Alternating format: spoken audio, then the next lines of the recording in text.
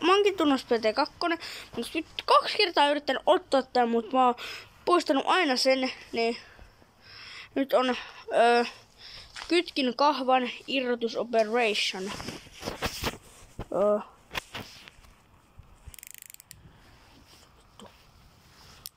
Eli sen, joo, tää aukeaa.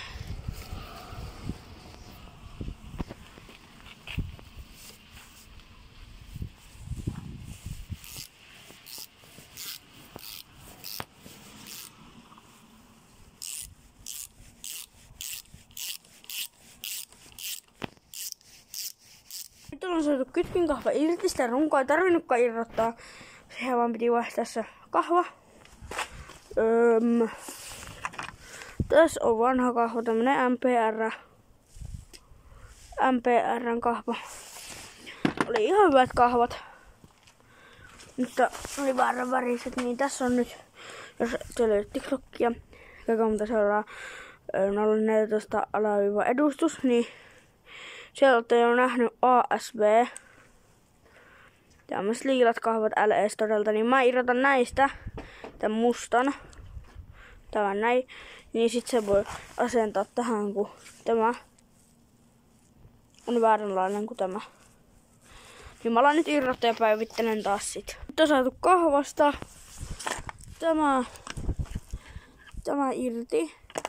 Se vaatii vaan, jos kamerassa nyt näkyy. Rakenna. Niin. Tämmösen pikkuskraidun. Näette? Näette nyt, vaikka se ei oikein tarkentanutkaan. Niin seuraavaksi sitä se tähän kiinni. Niin nyt on saatu eka kahva asennettua. Se nyt, tässä on tämmönen vika tää vähän heiluu, mutta tosiaan toi iskä pyysi apua vähän, niin tämä nyt, mä menin nyt ihan sekaisin mitä mä olin sanomassa, mutta tää asensin sen kahvan, niin siihen tuli tommoset jäljet. Niin tää vähän heiluu tälle ylösalaisin, kun se on tältä vähän tosta vähän löysällä tosta ruuvista. Tossa noin. Nyt toimii tänne näin. Hop. No niin, toimii. Ja kytkin toimii. Sitten vielä. Miksi tämä kamera, eiku nytte? Niin sitten toi toinen MPR:n kahva sitten tupit ja sitten nailosukkaa ja tuo tuolta. Ja ärsyttävää, kun pitää ottaa kesää, että voi maalata ton ja ton. Niin ton, tämän vihreän mustaksi ja tämän täältä. Ellei mä saa uutta moottoria tähän.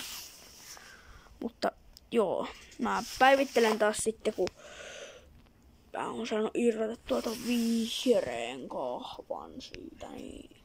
Tosiaan tässä on tämä jarru. Tämä olisi oikeasti kytkin, niin kuin ehkä voitte huomata. Ja tossakin on tollanen. Mutta se on siitä syystä hyvä, että se ei ole tuossa kahvassa toi viiltä, vaan se on tuossa ihme jutussa, tuossa mustassa. Tarkennan nyt puolin. Niin tää voi vaihtaa ton kahvan. Ja mulla tuli ihan vaan siitä mieleen, että tossa kun hain tätä, että tykkäättekö te, että jos teillä on pitkä ja lyhyt kahva, ja teillä on mahdollisuus, niin laittatteko te lyhyen kytkin kahvan vai lyhyen jarrukahvan? Itse ainakin laitan lyhyen kytkin kahvan, kun se on musta paljon paremman näköinen. Ja tosiaan sitten vielä semmonen juttu, että mä kuvaan tässä 2 jaksoa, että ekassa jaksossa, tänne siis tässä kakkosjaksossa, niin laitetaan nämä kahvat ja sitten vaihepolin. Sitten me toisessa jaksossa me laitetaan tupit, stunttitapit ja nailonsukka. Niin tulee 2 eri jaksoa, mutta kuvaan nää samana päivänä. Mä alan irrottaa tätä ja nyt nähdään sit, kun tää on irti. No niin, nyt taas päivitys. Ketä ei varmaan kiinnostaa nämä päivittelyt, mutta silti. Nyt saatiin se irti. Aloin irrottaa tätä kahvaa. Ja sori, jos täällä on aika vähän tumuvaa, kun 3-4 on jo pilkkopimeätä, niin täällä on nyt vähän myöhä, niin kuin talvikelloaikaa. Joku ehkä 2 kello. Niin päivitellään sitten, kun mä oon saanut tän irti. No niin, nyt on kahva asennettu. Siellä vaan kun tossa, hetki, tossa on semmonen laakeri, mikä pomppaa, kun tän löysää. Niin siinä meni vähän aikaa, mutta nyt se on siinä. Niin seuraavaksi tuolla toi asennetaan. Tää ei nyt zoomasin niin kauas, niin tää ei näytä mitään, mutta joo. Ja sitten tää video on siinä. Tosiaan on tämä vaihdepoljin. Juu, tälleen päin. Niin tämä pitäis nyt toi vaihdetaan tohon noin blöp. Tää on vähän niinku mitä mä nyt otan selittää, niinku lyhyempi. Mä päivittelen, kun mä saan tää niin jyrti. No niin, nyt on saatu tämä. Se oli tästä äänestä tuossa autokäynnissä taustalla, niin käsitellessä. Nyt ollaan saatu vaihepoli irti. Siinä on uusi. Niin mä alan nyt pistään tätä ja nähdään sit, kun tää on kiinni. No niin, siinä on nyt violetti kickstartti, ei kickstartti, kun vaihepolin. Eli tän jakson aikaansaannokset. Kahvat. Ja vaihepolin ensi jakson tulee tupit, stunttitapit ja nailon sukkaa.